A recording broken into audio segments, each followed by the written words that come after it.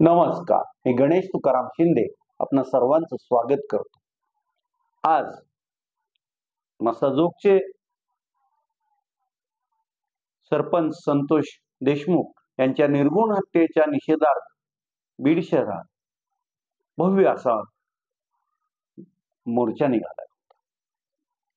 संतोष देशमुख यांच्या मारेकऱ्यांना तात्काळ अटक करावी, फास्ट ट्रॅक कोर्टात हा खटला चालवावा आणि त्यांना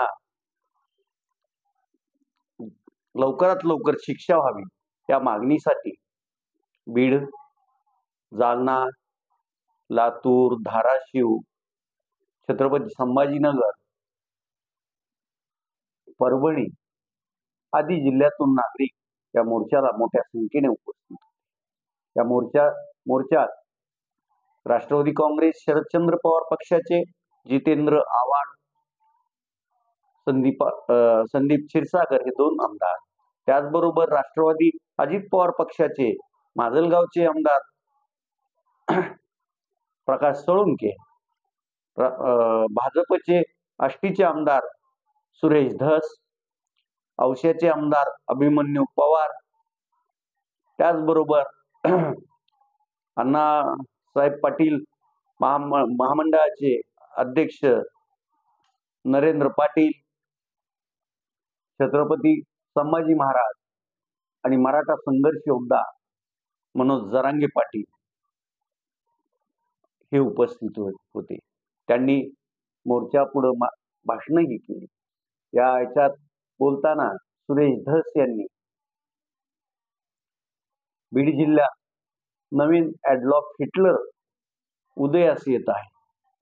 त्या हिटलरनं आपली हिटलरशाही चालवली, पण त्याचं काय शेवट काय त्याचा झाला हेही त्या नवीन हिटलरनं लक्षात घ्यावं असं आपल्या भाषणात सांगितलं.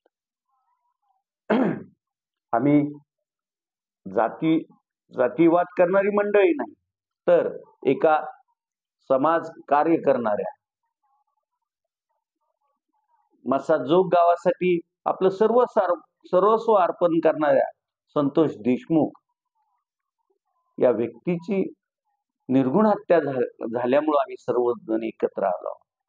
इथं जातीवाद करण्याचं किंवा जातीत विष पेरण्याचं आमचं काम सुरू नाहीये असंच छत्रपती संभाजी महाराज म्हणाले.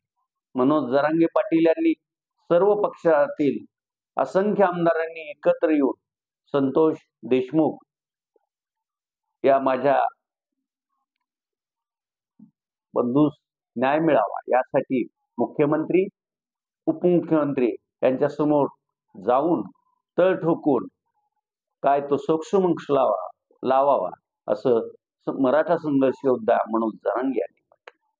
या मोर्चाची सुरुवात बीड शहरातील डॉक्टर बाबासाहेब आंबेडकर यांच्या पुतळ्यापासून झाली आणि संपूर्ण शहरातून हा मोर्चा जिल्हाधिकारी कार्यालयात इथं निघाला होता.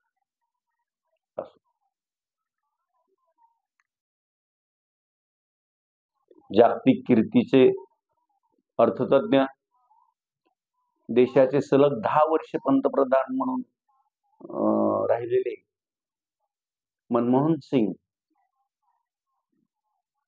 यांच्यावर आज नवी दिल्ली येथे अंत्यसंस्कार करण्यात आले. यावेळी राष्ट्रपती महामहिम द्रौपदी मुर्मू, पंतप्रधान नरेंद्र मोदी, गृहमंत्री अमित शहा, त्याचबरोबर JP नड्डा, संरक्षण मंत्री राजनाथ सिंह आणि अनेक पक्षाची दिग्गज मंडळी इथं यावेळी उपस्थित होती. गांधी परिवार तर अगदी सर्व गांधी परिवार पण इथं उपस्थित होता. सासू नैनानी आणि शासकीय इतमामात माजी पंतप्रधान मनमोहन सिंग यांना सर्वांनी अखेरचा निरोप दिला. मनमोहन सिंग यांच्या आत्म्यास शांती लाभो हीच आमची पण सद्भावना राहणार आहे.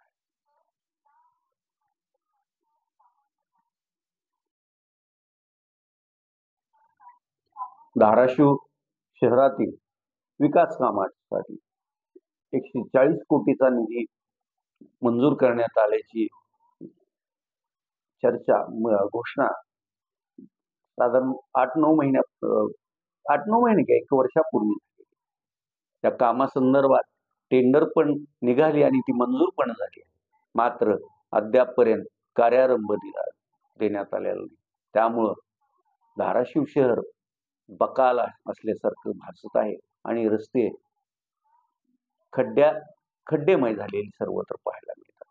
यासाठी शिवसेना उद्धव बाळासाहेब ठाकरे पक्षातर्फे आज नगरपालिकेच्या मुख्याधिकारी यांची भेट घेऊन त्यांना एक निवेदन देण्यात आलं आणि जिल्हाधिकारी कार्यालयाला पण एक निवेदन देण्यात आलं.